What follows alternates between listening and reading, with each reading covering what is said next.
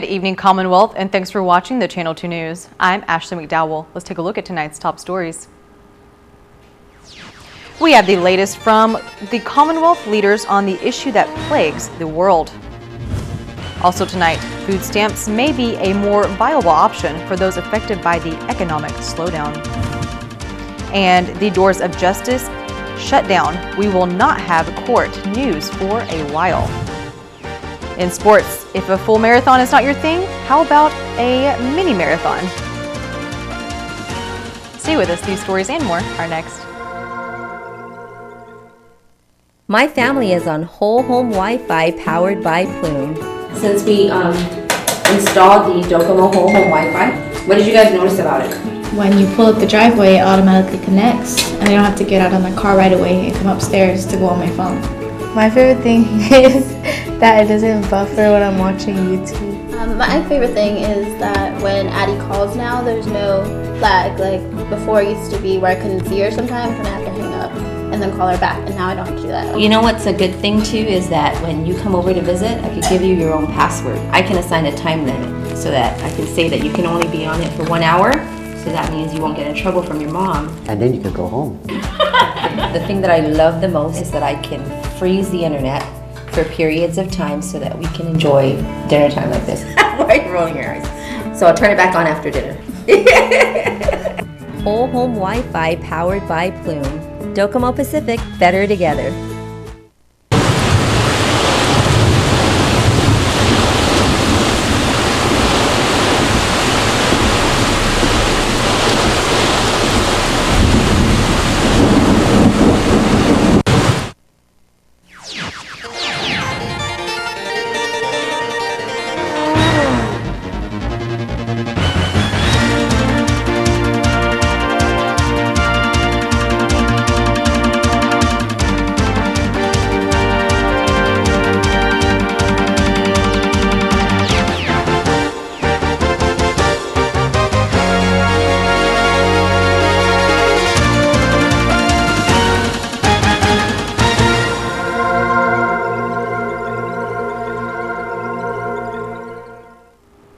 Half a day to Ruwami and good evening, Commonwealth. Today is Wednesday, March 18th, 2020. Another specimen has been sent to Guam for testing of the coronavirus. KSPN sits down with CHCC CEO Esther Muña and other officials for an update on the hospital's response. There are no confirmed cases of COVID-19 in the CNMI. Up to this point, 4 individuals have been tested for the coronavirus in the CNMI. The specimens have been collected, but 2 have been tested with results, right? Both of negative, and the other 2 are the specimen have been collected, but have no results yet. The Commonwealth Healthcare Corporation has quarantine sites set up on Saipan, and one site is the Century Hotel. At this time, an individual and family members are being quarantined at the hotel, but CHCC states this does not mean the individual has the coronavirus. There's certain scenarios, right? There's certain scenarios of what will come in, is the person symptomatic, asymptomatic, and we determine who gets isolated and who goes home, self-monitoring, and who gets admitted. So, we determine who gets isolated in these areas, and at that point, Century Hotel was available at that time. 5 cases of the coronavirus have been confirmed on Guam, and CHCC is working with the CNMI government on securing the borders to ensure people with symptoms of COVID-19 are identified. The goal of this the airport surveillance system is that by individuals who are coming from areas that have had a COVID case and are asymptomatic, the intent is to enroll them in this text-based system so that they can help us identify those if they develop symptoms. Should they develop symptoms, they are able to let us know, and we will dispatch a team to evaluate them. And then we're asking them to respond to this text system every 14 days. So there's every day for 14 days, and then they are disenrolled.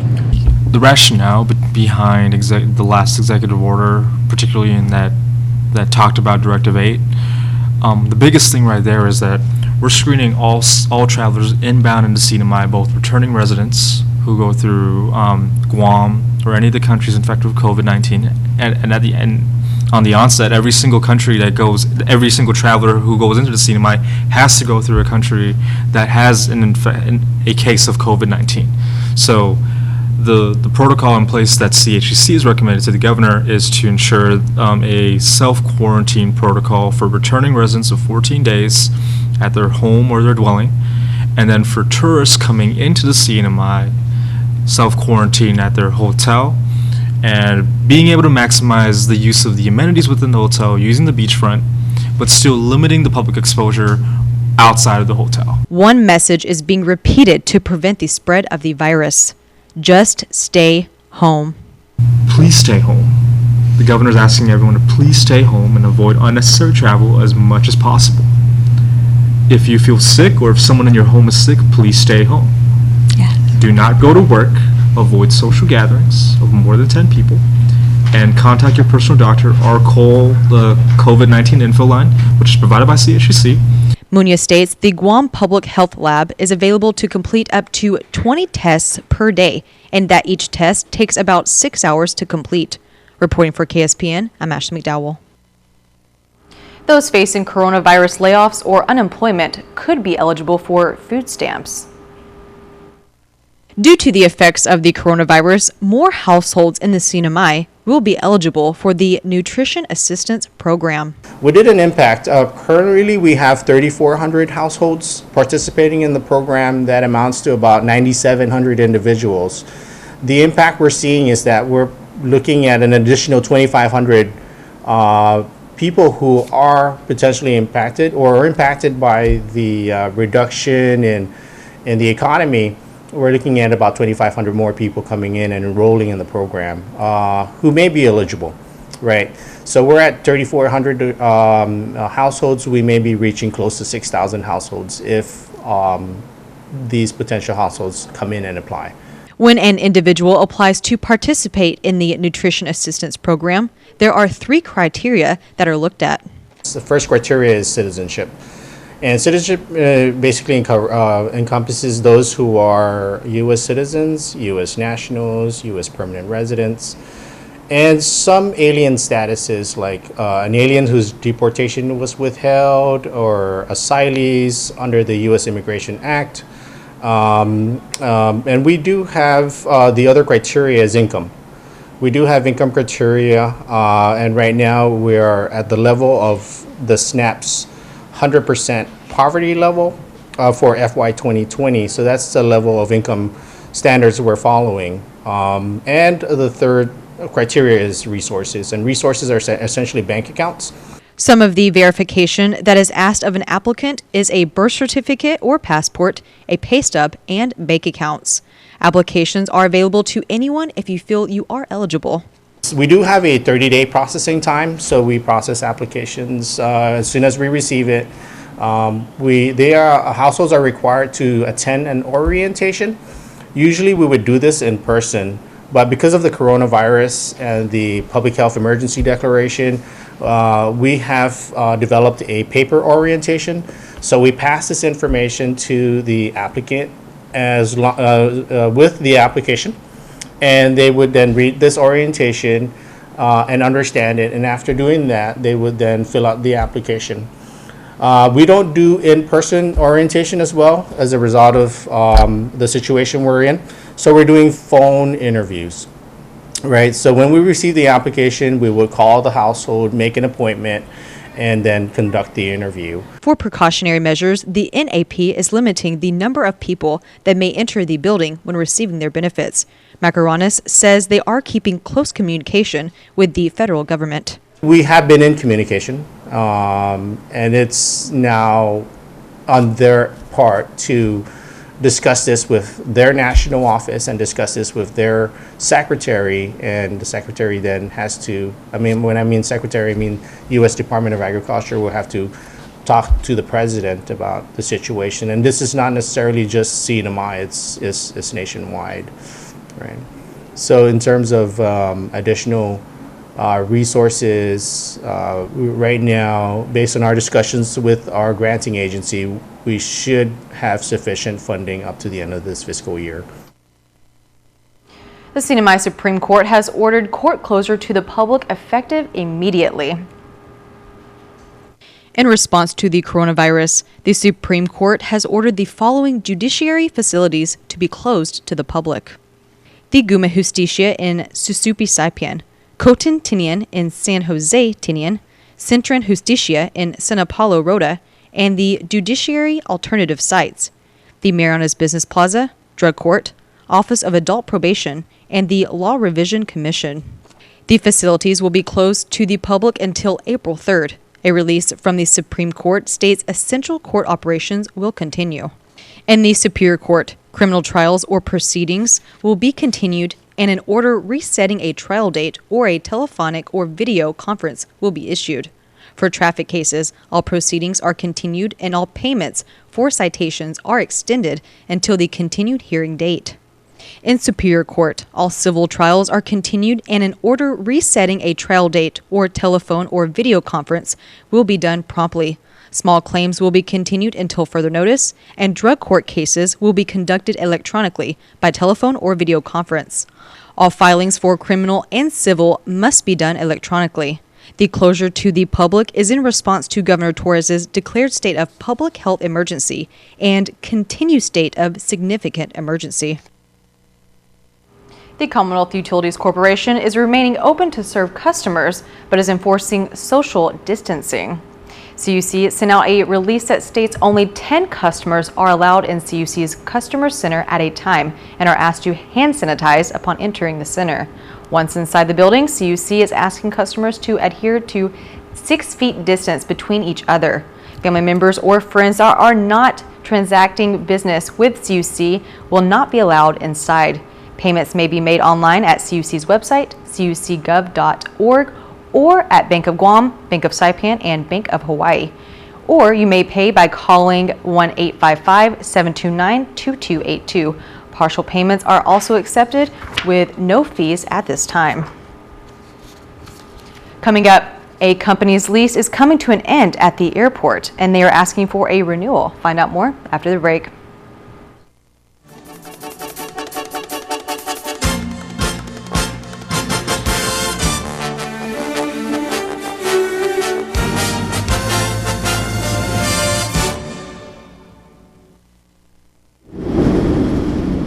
Mom, are you sure? What about the shutters? And do you have your medicine? Don't worry about us, love, okay? You take good care of yourself. Hi, my love. Yeah, sorry. The power went out, so I had to light up all the candles. Yeah. Yes, baby, yeah. I'm just glad our home phone's working and we're able to contact you. Jose and Pedro were born on the very same day. Jose liked to play sports. Pedro liked to play video games. Jose's favorite word was pass. Pass me the ball. Pedro's favorite word was pass too. Pass me the rice. Jose is retired and has both time and energy. His life is just beginning. Pedro has diabetes, hypertension, and gout. His life could soon end. Eat less, play more, live longer. Brought to you by PHI, the pharmacy you can trust.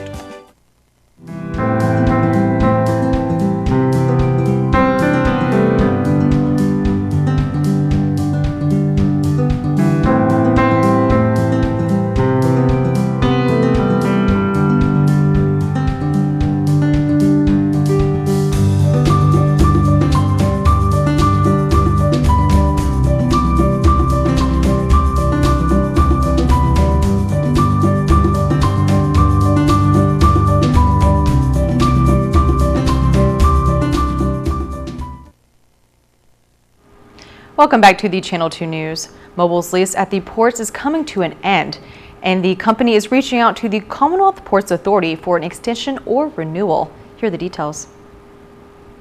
Mobile came with a representative to speak to the committee during last month's committee meeting, and they presented PowerPoint presentation explaining their footprints, how they came about starting business in the CNMI, and especially starting out of Saipan and then building the infrastructure here to provide aviation fuel to the airport. They are getting close to closing out their 40-year limit on their term of the lease, and they're requesting for CPA's consideration to renew or extend the lease. But there is an issue with extending the lease. Tovez states CPA statute prohibits them from extending new leases when the current lease has already expired at 40 years. The committee is kind of cautious about entertaining requests for renewal of the lease when they expire at 40 years. We don't want to be in violation of our own statute. So we asked legal counsel and the executive director to look into the issue and see how is it that we can entertain the request. If not, and we are required to pursue RFP, then that would be the route that we would take. Tovez says Mobile is interested in investing more and expanding the facilities, but before they proceed, they want to secure a lease. They currently have ongoing active contracts with the airline industry, so they want to put the puzzles together. The problem there is that our hands are tied when it comes to the prohibition clause of our enabling act, that 40-year limit. Mobile is set up at the airport and seaport. CPA will be having further discussions about the lease with legal counsel and the board before a decision is finalized. On Guam, a public health emergency is declared for the military installation. KUAM reports. Off at 8, Tautau CNMI. Here's what's making news on Guam. U.S. Naval Base Guam Commanding Officer Captain Jeffrey Grimes has declared a public health emergency for the military installation. That declaration implements additional mitigation measures to help stop the spread of COVID-19. Several non-mission essential activities have been suspended, including all community relations events and daily weekend guest passes. For the commissary and exchange, there's limited access. Monday through Friday is for active members and their dependents, Armed Forces Reserves, and National Guard on Title X orders, while weekends are for all authorized patrons. While this will not be business as usual, I ask that you remain patient and polite with each other. These days ahead will assuredly be challenging, but we must remain steadfast, and we will continue to work diligently to ensure that we apply the correct balance of health readiness with mission readiness. These policies will remain in effect until April 1st, but may be extended as conditions warrant. To read the directive in its entirety, check out KUAM.com. Well, like the commanding officer at Naval Base Guam, Anderson Air Force Base 36th Wing Commander Brigadier General Gentry Boswell declared a public health emergency for the Jigo Air Base. I ask in the days ahead, as we all face this challenge together, that you are mindful of the risk and exercise a strong personal responsibility to mitigate the spread of COVID-19. I also ask that you remain calm and demand that you are patient and respectful with our team and those that are enforcing control measures. Currently, installation access is restricted to mission essential personnel. This includes active duty personnel, full-time contractors, and AFES exchange and commissary employees. Several recreational and fitness activities have also been canceled, while other Anderson Air Force Base facilities will remain open with limited access. Particularly the exchange, shopette, and gas station is limited to mission essential personnel Tuesday through Friday, while all other personnel will have access Saturdays and Sundays. You can read the release from Anderson on our KUAM.com website. Well, Guam National Guard Adjutant General Esther Agagi, along with State Command Sergeant Major Agnes Diaz, delivered an address on Facebook to reassure the community that soldiers, airmen, civilians, and contractors and families are taking the necessary precautions to ensure the safety and protection of the Guam Guard and the people of Guam. The Adjutant General and Sergeant Major also announced a possible delay of the return of soldiers deployed to Egypt for the multinational force and observers mission. Out of an abundance of caution, these soldiers will be quarantined for 14 days upon their arrival at Fort Bliss, Texas. During this time, we are unsure of their communications capabilities, but we will do everything we can to keep families informed and up to date regarding their health and welfare. Though this quarantine may delay their arrival to Guam, rest assured they are coming home. The Guard stresses their returns is in line with their mission being completed and not due to any COVID-19 issues. Once they complete their 14-day quarantine, they'll be conducting the required post-mobilization processing prior to returning to Guam. Well, stay connected by way of our KUAM mobile news app. Follow us on any of the social media platforms and sign up for our weekly email newsletter, KUAM Digital Digest. on KUAM.com. For Guam's News Network, Guahusi Chris Barnett. On the Vintage News tonight, two major issues were the focus of the July 1st, 1993 newscast. Tourism was emerging not in the Marianas, but also Micronesia. Marketing strategies were formulated in a regional collaboration. The idea was to promote all the Western Pacific as a destination. Another major issue at that time was the uncertainty of land ownership surrounding Article 12. Businesses and individuals were navigating rocky waters at that time, with numerous court cases filed. Coming up, KSPN2 Sports Report. No sports, go to the beach. Maybe you can find one.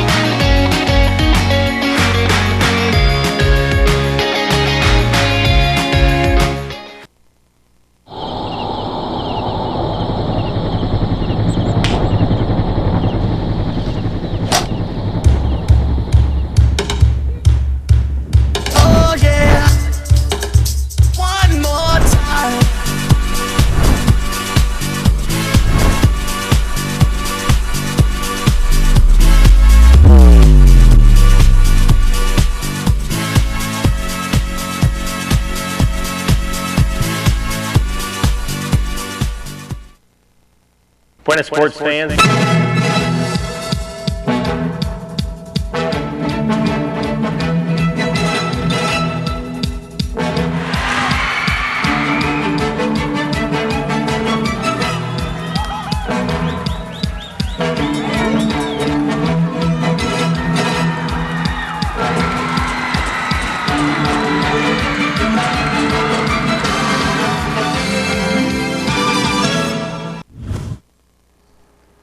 Buenas sports fans, you take what Mother Nature gives you, and for a few people, it was a very good day today to go to the beach and surf. This afternoon at high tide, these breakers were rolling in at Sugar Dock, smooth, clean, some nice closeouts, no nasty wipeouts for Hodads, Goofyfoots, Groms, Agros, Weenies, not even Waxheads or Barneys.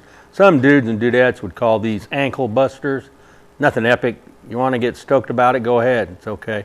Air temperature this time of day was 86 degrees. Sea temperature was 81 degrees. At 3 o'clock, KSPN2 Sports counted 16 people at the section behind Aquarius, split between the kids and the kids at heart. And best of all, no wave hogs out there, and no crad. No trash was left on the beach either. Only footprints of those who enjoyed what some people would call the very best of Saipan. Well, congratulations to Heather Taylor for the best finish of the Marianas Marathoners. She finished third place among the women, 3 hours and 24 minutes. More than 650 runners competed in the three other races, 5K, 10K, and the half marathon. Half marathoners, you're up. 5, 4, 3, 2, 1, go!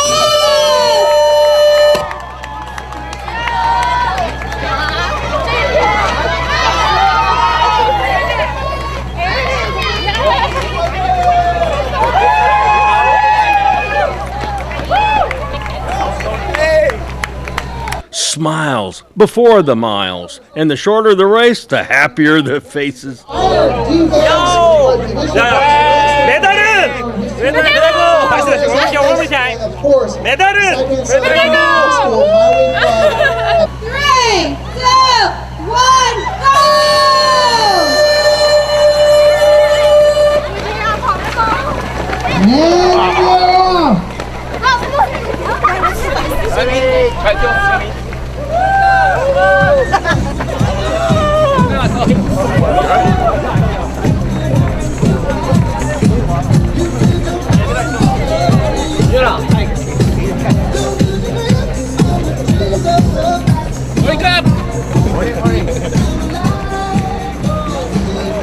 And the 5K, well, it's the most fun of all. No aerodynamic attire for these fun run lovers. And of course, Subway, eat fresh.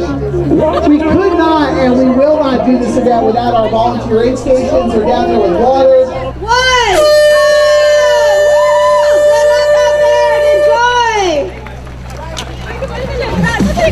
Ladies and gentlemen, boys and girls, you did it. That's it, that's it. See you at the award ceremony. Yeah, I stopped using my hair, let it all go. Got you stuck on my body like a tattoo. And now I feel stupid. And we're on break. Associate Chief Justice John Mangogna came dressed so he could go straight to work after the race without changing clothes. Now that's smart. With a sigh of relief, each runner got a medal at the finish line, plus bananas and oranges. MVA Managing Director Priscilla Jacopo was pleased with the turnout. You know, it was a great turnout. We were expecting over 700. Preliminary numbers, looked over 650, which is still great. We have great supporters, volunteers as well who came out. Spectators especially came out to support the event. And this year was different, of course, due to the coronavirus. Since day one, with work with the Commonwealth Healthcare Corporation and other government agencies as well, such as CPA, and since then, they've been screening, up at the airport. They were also present yesterday when our runners came to pick up their packages. And in that packages, we provided a care packet, all the COVID, the do's and don'ts of COVID-19. We were able to get a lot of their information and do contact tracing, should we have a possible coronavirus case. And, CHC is present today. They did their screening. They didn't find anyone that showed any signs. So it was such a relief. And Mario was glad that everything worked out as planned. Here's the windup and the pitch. I don't believe what I just saw! Get your game and gear at Gold's Gym Saipan. Group exercise is a great way to get fit and then stay fit. For something high tempo, go for a ride with one of our instructors in our new spin room. Let's roll. Pilates improves flexibility, builds strength, and develops control and endurance in the whole human body. It also improves coordination and balance. And the Shake Cafe is a great place to stop by for a meal replacement or supplement. See you at Gold's Gym.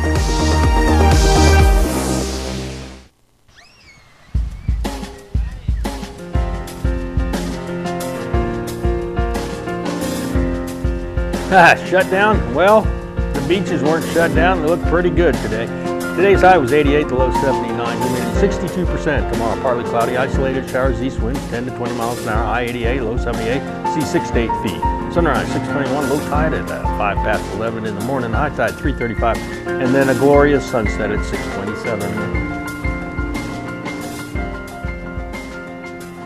That is your news, sports, and weather on this Wednesday. See you back here tomorrow night. Thank you for watching.